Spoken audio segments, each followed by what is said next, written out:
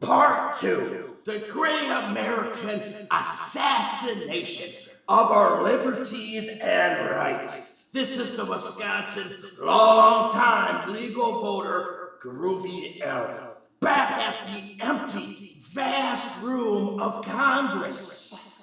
The echoes chase the tumbleweeds across the floors under the seat that once be filled with true Americans that work so feverish to do their jobs of the honored positions to be that of a congressman or woman. Long before television, things were setting in motion. Before Wall Street and the filth that claims its power.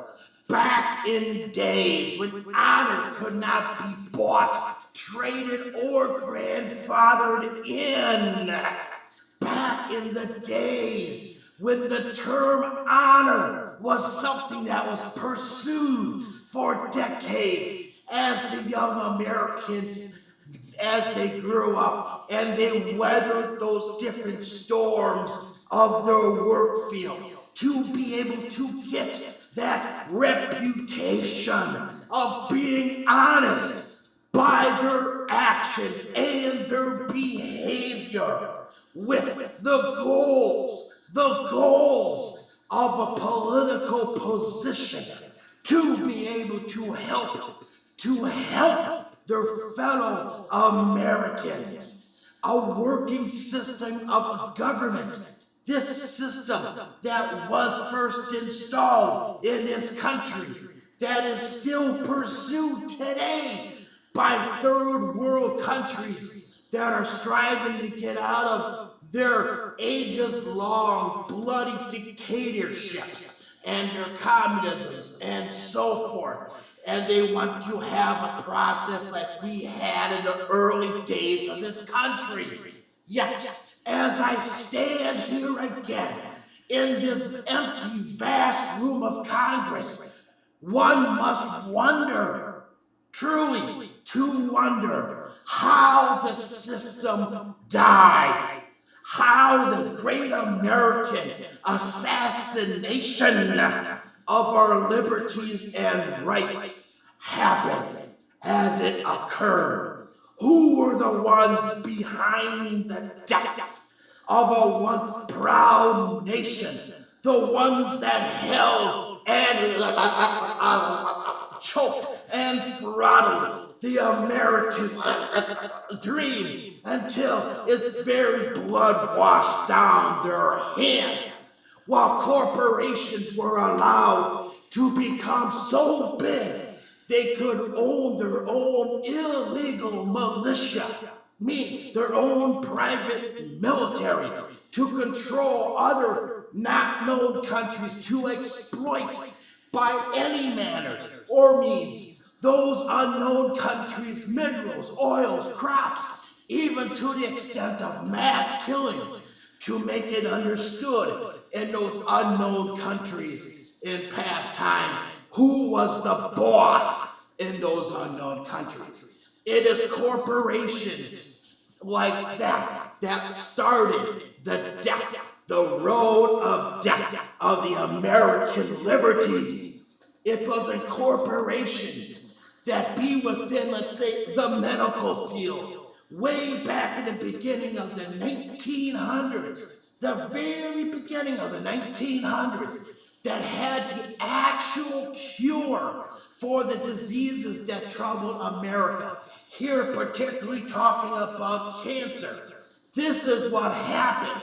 Some powerful, very powerful choices were made behind closed doors by those very select few companies within the medical field who had the idea to hold back the cures, to be able to cause a time without end, well, at least in their mindsets, of growth of the medical field that could grow to control the very lives of the Americans for a price tag, of good health for Americans, for a price tag, throughout the life of those Americans, throughout the generations.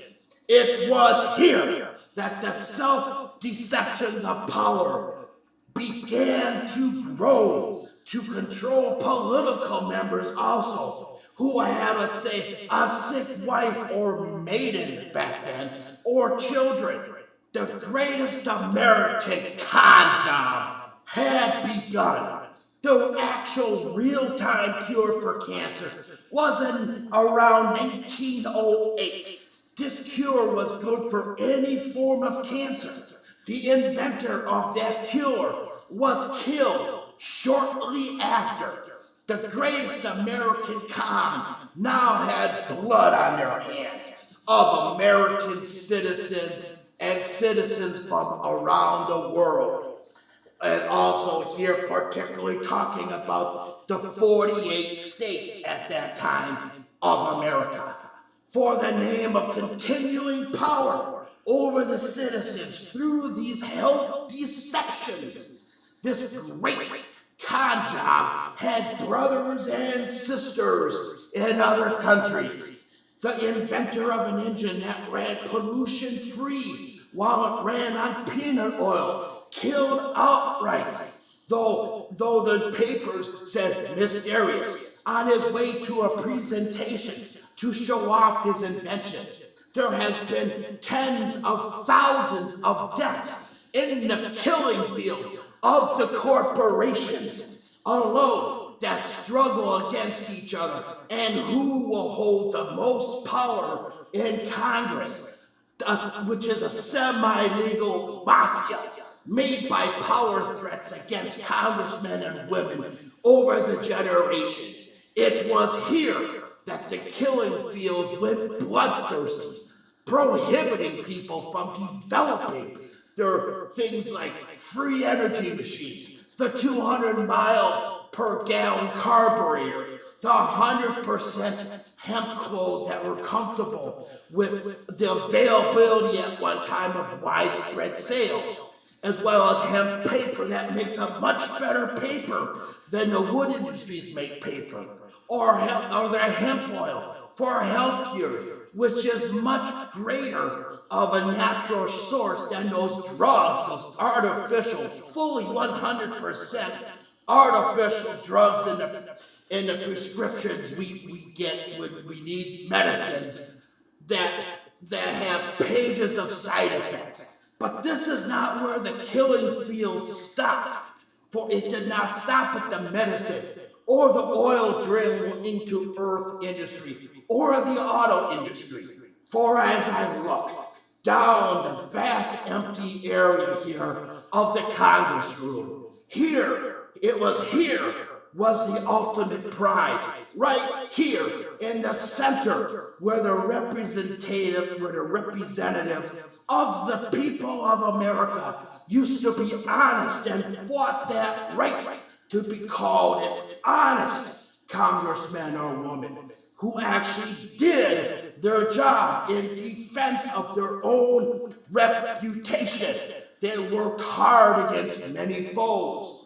But now, with the single phone call by certain corporations that be of absolutely no honor, that has more power than an entire Congress, it is here, the assassination of our liberties began the death choke.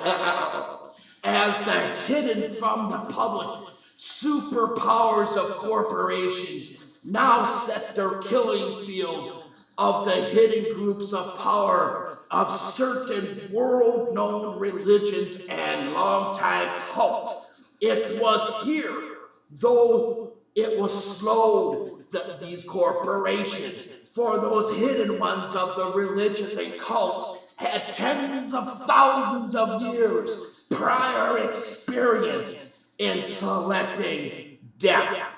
Where the killing fields of religions and cults meets the mafia of crooked corporations. It is from here where we are given the choice of who to vote to lead this country in the different areas. This here is groovyev, with the wording here by the ancient spirit Tralaka.